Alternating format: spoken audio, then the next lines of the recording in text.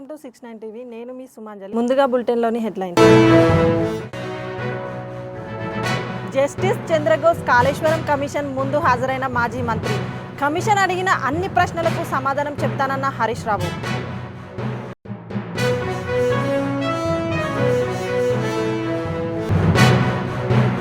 త్వరలో తెలంగాణ వ్యాప్తంగా ఎలక్ట్రానిక్ వాహనాల ఛార్జింగ్ పాయింట్స్.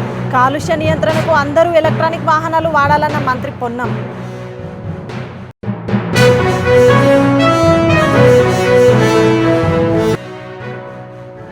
ఏపీలో మహిళల రక్షణ కోసం ప్రత్యేక యాప్ రూపొందించిన ప్రభుత్వం. విశాఖలో అస్త్రం యాప్ను ప్రారంభించిన హోంమంత్రి వంగలపూడి అనిత.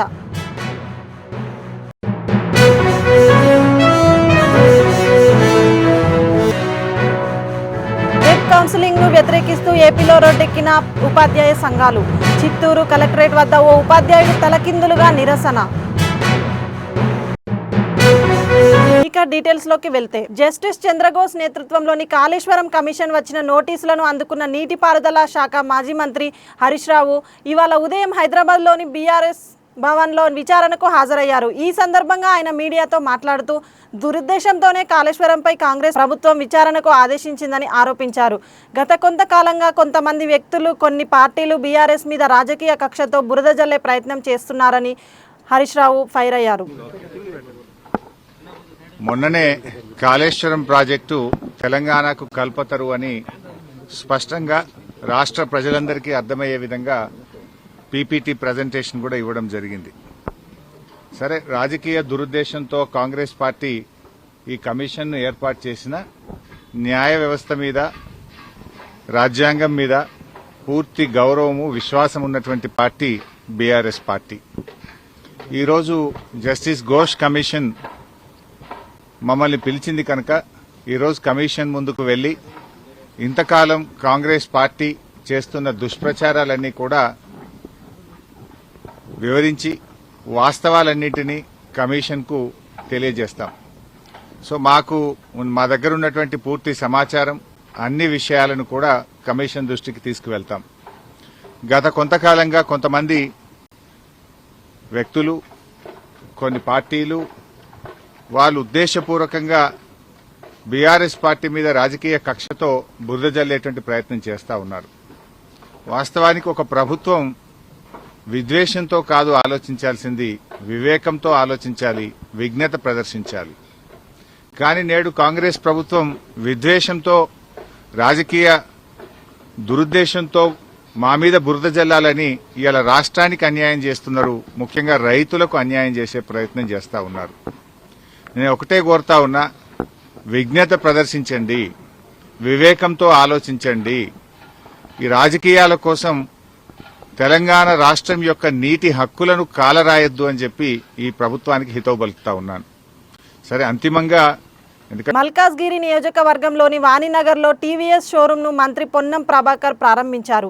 ఈ సందర్భంగా మంత్రి పొన్నం మాట్లాడుతూ తెలంగాణ రాష్ట్రాన్ని కాలుష్య రహితంగా తీర్చిదిద్దాలనే ఉద్దేశంతో రానున్న కాలంలో అందరూ ఎలక్ట్రానిక్ వాహనాలను వాడాలని, తద్వారా వాయు కాలుష్యాన్ని నియంత్రించవచ్చని తెలిపారు. త్వరలో తెలంగాణ ప్రభుత్వం ఎలక్ట్రానిక్ వాహనాల కోసం ఛార్జింగ్ పాయింట్ కూడా ఏర్పాటు చేస్తుందని మంత్రి పొన్నం తెలిపారు.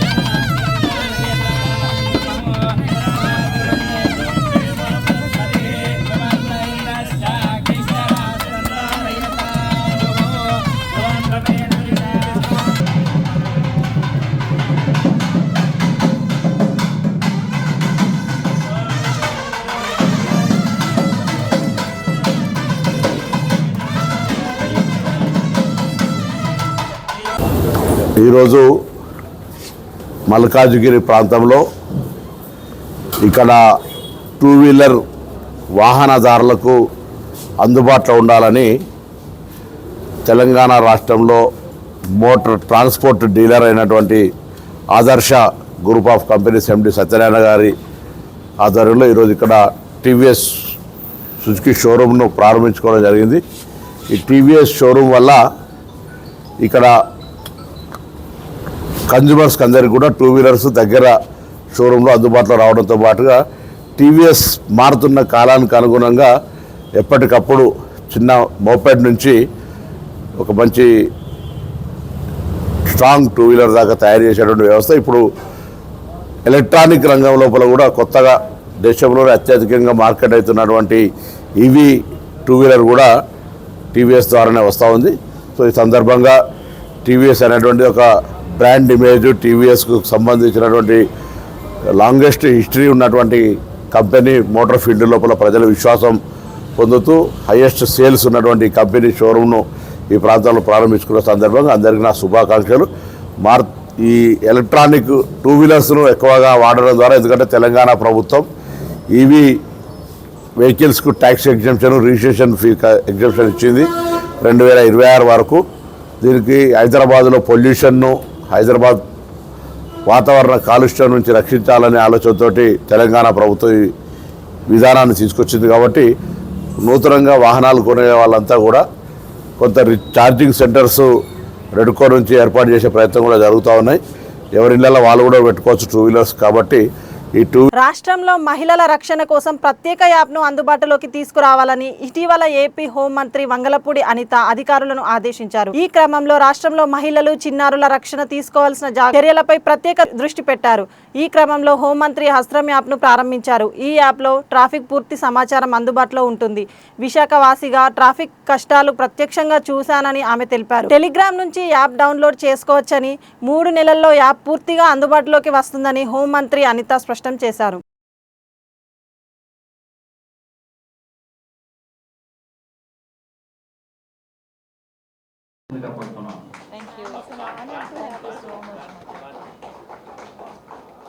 సిపి గారిని ఏడీసీపీ ట్రాఫిక్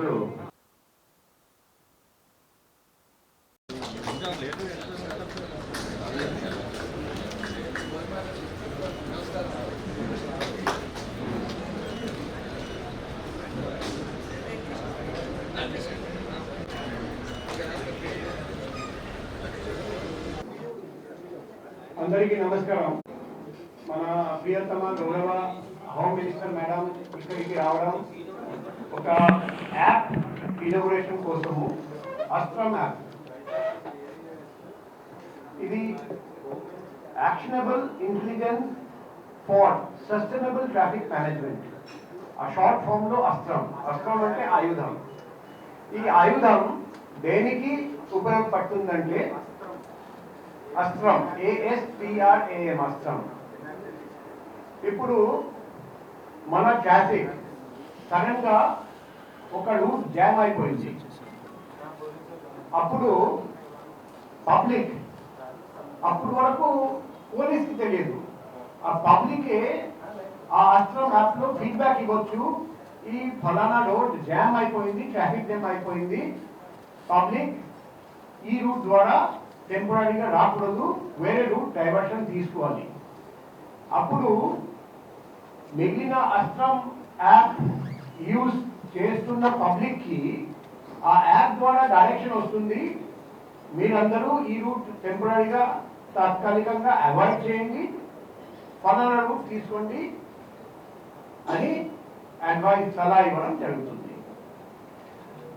ఇప్పుడు మనకు త్వరలో ఆనరబుల్ సీఎం సార్ ప్రోగ్రామ్ ఉంది, 21st honourable PM sir programme ఉంది. మన అందరికీ తెలుసు, రెగ్యులర్ గా శ్రీకాకుళం, ప్రజల వైజ్ గా కూడా ఇది ఒక మంచి ఫ్రెండ్లీ యాప్. ఇది ఇప్పుడుకి ప్రస్తుతానికి మన పబ్లిక్ వాడుకోవాలంటే టెలిగ్రామ్ నుంచి డౌన్లోడ్ చేసుకొని వాడుకోవచ్చు. యాప్ ద్వారా మనం రావాలి అంటే యాప్ స్టోర్ నుంచి రావాలి అనుకుంటే కనుక ఇది ఈ అప్రూవల్కి అయితే ఒక 3 months టైం పడుతుంది. ఈ 3 months టైంలోని కూడా అస్త్రం టీము అదేవిధంగా డిపార్ట్మెంట్ ఈ రెండు కూడా ఒక ట్రైనింగ్ ప్రొసీజరు, ఒక పైలట్ ప్రాజెక్టు, ఒక కంప్లీట్ పిక్చర్తో మళ్ళీ మీ దగ్గరికి వచ్చి డెఫినెట్గా పబ్లిక్ యూసేజ్ చేసే విధంగా దీన్ని అడాప్ట్ చేసుకుంటారని చెప్పి మీ అందరికీ తెలియజేసిన. ముఖ్యంగా ఇక్కడ మేము కూర్చునే వాళ్ళం కాదండి, ఇక్కడ మేము కూర్చునే వాళ్ళం చెప్పే వాళ్ళమే, చేసే వాళ్ళందరూ కూడా అక్కడ ఉన్నారు వెనకాతల. మా ట్రాఫిక్ సిబ్బంది, అదేవిధంగా మా ఏసీపీలు, మా ఇక్కడ ఉన్న డీసీపీలు కానీ, మా సిఐలు, ఎస్ఐలు అందరూ కూడా, వాళ్ళందరికీ కూడా దీని మీద అవగాహన కలగాలి. డెఫినెట్గా ఫీల్డ్ మీద పనిచేసే వాళ్ళు. నేను కూడా ఇంకొకటి విషయం, నా అబ్జర్వేషన్ అండ్ మై సజెషన్, మనకేమవుతుందంటే ఒక ట్రాఫిక్ సిగ్నల్ దగ్గర డైరెక్ట్గా ఇప్పుడు ఒక రెడ్ సిగ్నల్ పడింది అనుకోండి, నెక్స్ట్ ట్రాఫిక్ దగ్గర కూడా సేమ్ రెడ్, అంటే ఆ ఇంటిగ్రేషన్ అన్నది ఒకటి ఎక్కడో మిస్ అవుతుంది. సో ఇంతకు ముందు అలా ఉండేది కాదు. డెఫినెట్గా ఎలా ఉందంటే ఇప్పుడు మనకి మూవ్ అవుతుంది అనుకోండి, అక్కడికి వెళ్ళేసరికి కొంచెం ఫ్రీ అవుతుంది, మూవ్మెంట్ అవుతుంది. కానీ ఒక్కసారి మనం రెడ్ సిగ్నల్ దగ్గర పడ్డామా మళ్ళీ ఇంకా మీరు 4-5 సిగ్నల్స్ కూడా రెడ్ సిగ్నల్ దగ్గర ఆగాల్సిందే. సో అది ఎక్కడో చిన్న ఇంటిగ్రేషన్ అన్నది మిస్ అవుతుంది. సో అది ఒక్కసారి చెక్ చేసుకొని దాన్ని కూడా మీరు ఒకసారి ఓకే నా implement in Vizag also. Okay, so అదొకటి నా సజెషన్, నా అబ్జర్వేషన్ కూడా. ఇవన్నీ కూడా ఒకసారి బేరేజ్ వేసుకొని ప్రతి ఒక్కరు కూడా కొంచెం మంచి వేలోని, అదేవిధంగా ఫ్రెండ్లీ వేలోని డిపార్ట్మెంట్ అండ్ పబ్లిక్కి మంచి రిలేషన్ ఉండాలని. ట్రాఫిక్ కష్టాలు వైజాగ్కి తీరిపోయాయి, మేము ఈ టైం టు ఈ టైం వెళ్ళగలం, మా ఆఫీస్కి ఈ టైం టు ఈ టైంలో బయలుదేరితే మేము స్కూల్కి వెళ్ళగలం, అంతే తప్ప అరగంట ముందు బయలుదేరాలి, గంట ముందు బయలుదేరాలి అన్న కాన్సెప్ట్ నుంచి మర్చిపోయి మన ట్రాఫిక్ క్లియర్ అయింది అన్న మంచి కాన్సెప్ట్లోకి వైజాగ్ ప్రజలు రావాలని కోరుకుంటున్నాను. Thank you. మదనపల్లి ఆరోగ్యవరం కేంద్రంగా 500కు పైగా గోవులను హత్య చేశారని బీజేపీ నేత నారదరెడ్డి ఆరోపించారు. టీటీఎం రోడ్లోని ఆరోగ్యవరం వద్ద ఉండే ఓ కోళ్ల ఫారంలో ఆదివారం గోవులను వధిస్తుండగా వెళ్లి అడ్డుకున్నట్టు తెలిపారు. ఇక్కడ పరిస్థితిని చూస్తే మనం భారతదేశంలో ఉన్నామా లేదా అనే సందేహం వస్తుందన్నారు. త్వరలో మదనపల్లికి బంగ్లాదేశ్ పరిస్థితి దాపురించిందని, దీన్ని నివారించాలంటే హిందువులు మేల్కోవాలన్నారు. ప్రభుత్వం ఉత్తర్వులు అతిక్రమిస్తే చర్యలు తప్పవని హెచ్చరికలు. గో సంరక్షణ సమితి విహెచ్వి బీజేపీ నాయకులు ప్రశ్నిస్తున్నారు.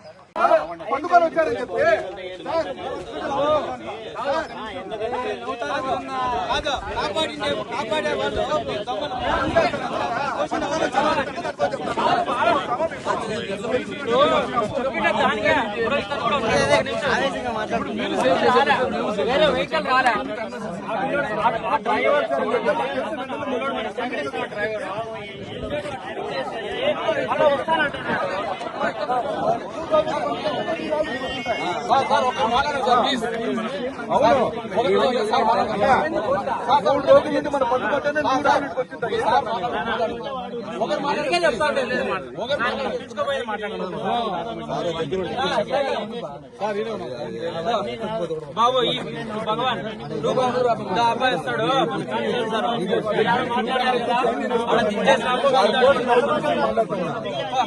పోయినారు మాంసం పంపించారు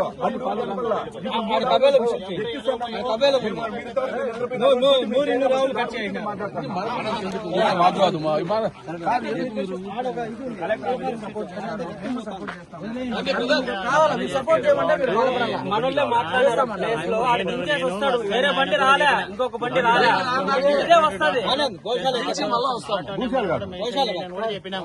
సార్ మీరు చెప్పినారు సార్, మీరు బస్ లో ఒక ఆవుని కూడా ఎక్కించినారు, మాకు తెలుసు సార్.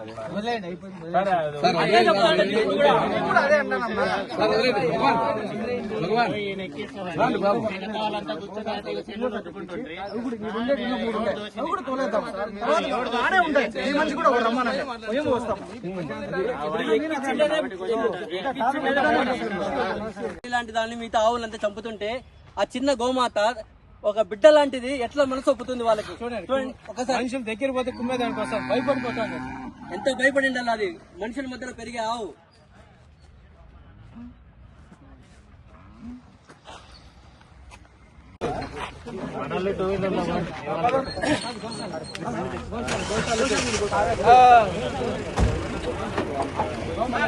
డోర్ వేసారు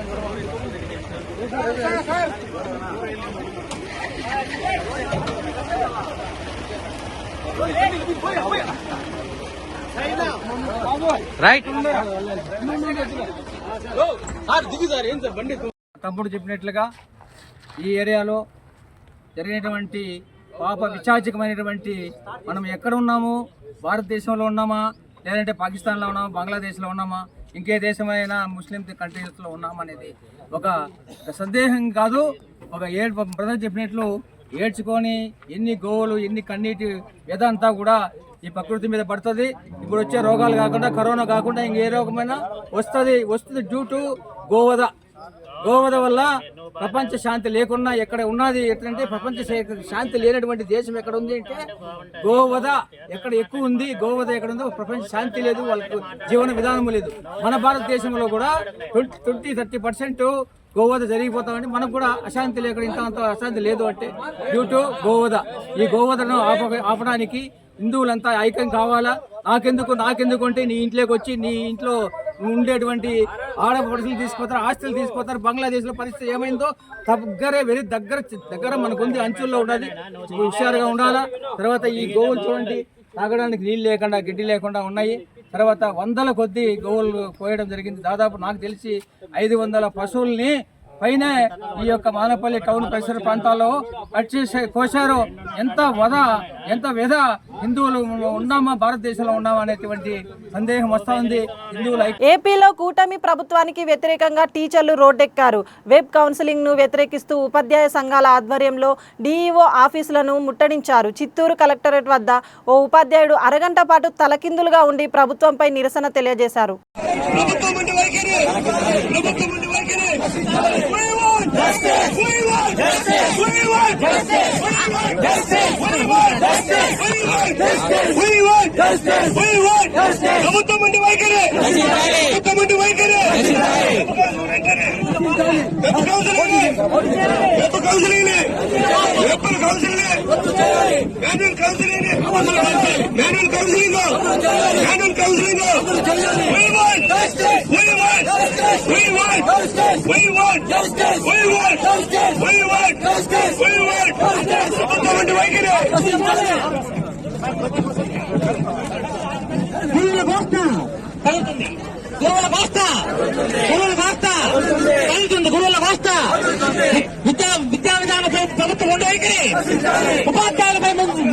కడప జిల్లా ఎర్రగుంట్ల మండలంలోని ఇండియా సిమెంట్ లిమిటెడ్ ఫ్యాక్టరీ వద్ద ఉద్రిక్తత పరిస్థితులు నెలకొన్నాయి.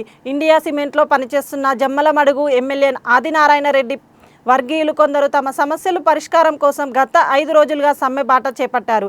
ఈ రోజు తనకు వ్యతిరేకిస్తూ వర్గీయులతో పాటు మేనేజ్మెంట్ స్టాఫ్ ఫ్యాక్టరీలోకి వెళ్లాలని చూడడంతో ఎమ్మెల్యే వర్గీయులు అడ్డుకున్నారు. దీంతో ఇరు వర్గాల మధ్య తోపులాట చోటు చేసుకుంది. తమ సమస్యలు పరిష్కారం అయ్యేంత వరకు సిమెంట్ ఫ్యాక్టరీలోకి ఎవరిని లోపలికి పంపించమని ఎమ్మెల్యే ఆదినారాయణ రెడ్డి వర్గీయులు తేల్చి చెప్పారు.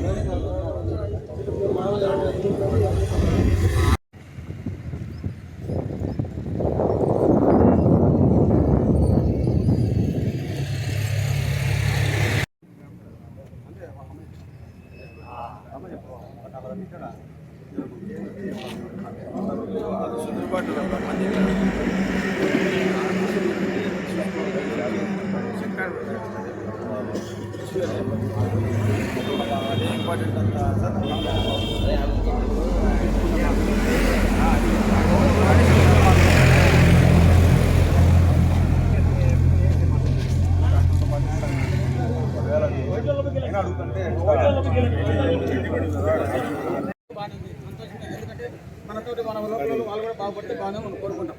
జరిగేది ఏముందంటే మేనేజ్మెంట్ నచ్చి పంపించమంటారు, హెచ్ఆర్ఓలు రాలంటారు, హెచ్ఆర్ఓలు రారు, మేనేజ్మెంట్ పోయింది. రేపు ఇది లాకౌట్ చేస్తున్నా వాళ్ళు ఎక్కువ వేరే సార్ రిక్రూట్మెంట్ చేసుకుంటారు. మేనేజ్మెంట్ పోతుంది వాళ్ళు, ఎందుకంటే వాళ్ళు చదువుకున్నాడు ఇంకొకటి ప్లాట్ఫామ్ కాబట్టి వేరే సారికి రిక్రూట్మెంట్ చేసుకుంటుంది. మమ్మల్ని ఎక్కడ వేసుకుంటారు? అప్పుడు మీరు 10 మంది కోసం కాపాడేది కాదు, 10 మంది నాశనం అయిపోతుంది కదా. 10 మంది బాగుపడాలని కోరుతారు.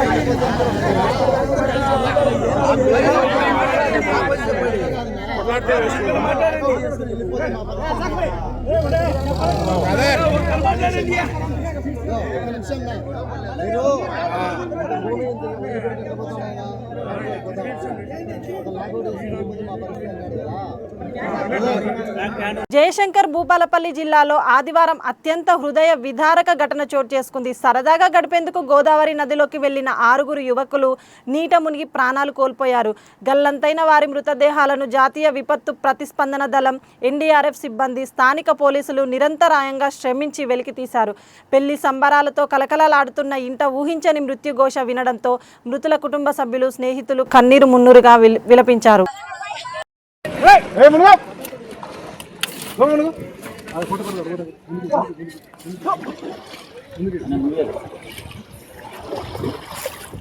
నల్లగొండ జిల్లా గుర్రంపోడు మండలం తేనెపల్లి గ్రామంలో గ్రామ పంచాయతీ భవనం ప్రారంభోత్సవం. పోచంపల్లిలో ఆరోగ్య ఉప కేంద్రాన్ని ఎమ్మెల్యే జేవిరెడ్డి ప్రారంభించారు. శ్రీ కనకదుర్గ అమ్మవారి నూతన ఆలయ ప్రతిష్టాపన, ధ్వజస్తంభ ఆవిష్కరణ మహోత్సవ సందర్భంగా నాగార్జునసాగర్ ఎమ్మెల్యే కుందూరు జేవిరెడ్డి, నల్గొండ జిల్లా ఉమ్మడి ఎమ్మెల్సీలు కోటిరెడ్డి, శంకర్ నాయక్, బుసిరెడ్డి, పాండురంగారెడ్డి, రాకేష్ రెడ్డి పాల్గొని పూజా కార్యక్రమాలు నిర్వహించారు. ఈ కార్యక్రమంలో వివిధ పార్టీల మండల నాయకులు, కార్యకర్తలు, గ్రామ ప్రజలు పాల్గొన్నారు. ఈ కంపారిజన్ వల్ల ఇతరులతో ఓచుకోవడం వల్ల ఇంతమంది వచ్చింది, చాలా సంతోషం. కానీ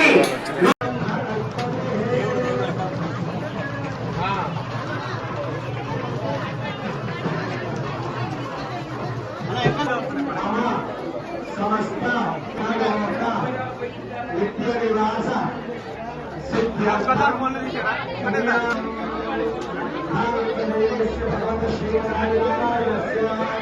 ఎదురుగాలి ముడి పెడితే ఇది పడుద్ది. మా ముఖంకి కెమెరాకి వెళ్ళి ముఖం పెట్టండి. ఇటు తిరుగు బాబు, ఇటు తిరిగి నువ్వు అరే చేస్తాలే మధ్యలో చేయకుండా అది ఆ ప్లేట్ది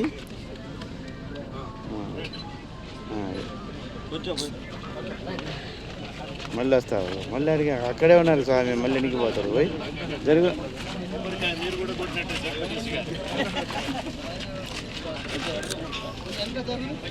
ఇంకా జరగదు.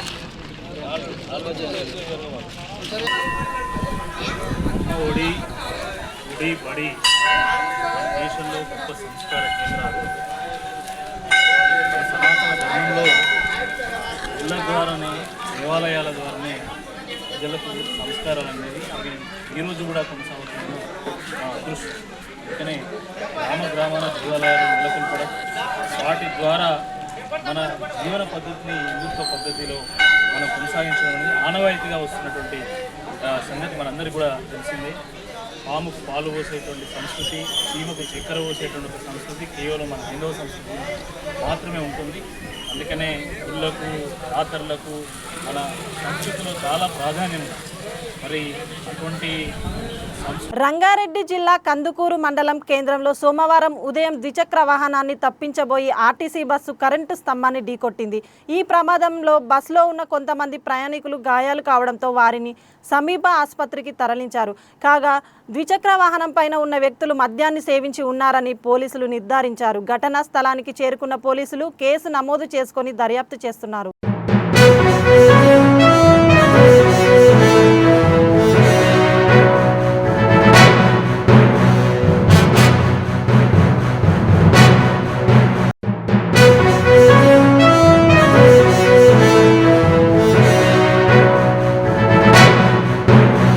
ప్రముఖ పుణ్యక్షేత్రంగా విరాజిల్లుతున్న సింహాచలం శ్రీ వరాహలక్ష్మి నరసింహస్వామి ఆలయంలో భక్తుల కోలాహలం నెలకొంది.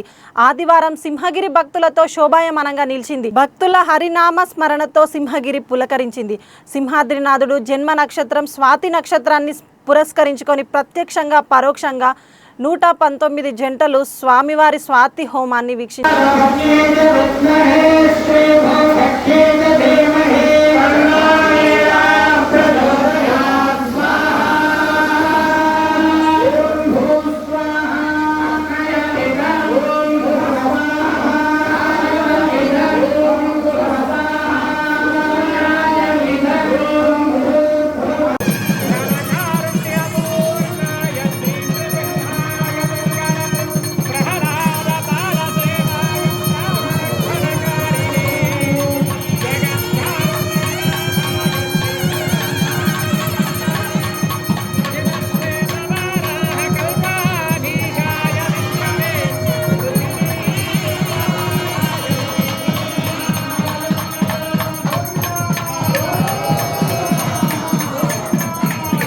బులెటిన్ ముగించే ముందు హెడ్లైన్స్ మరోసారి.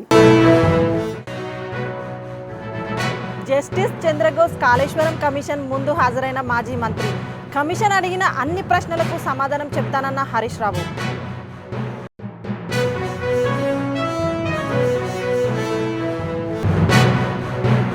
త్వరలో తెలంగాణ వ్యాప్తంగా ఎలక్ట్రానిక్ వాహనాల ఛార్జింగ్ పాయింట్స్.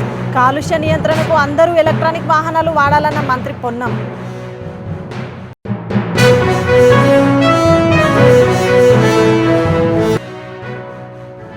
ఏపీలో మహిళల రక్షణ కోసం ప్రత్యేక యాప్ రూపొందించిన ప్రభుత్వం. విశాఖలో అస్త్రం యాప్ను ప్రారంభించిన హోంమంత్రి వంగలపూడి అనిత.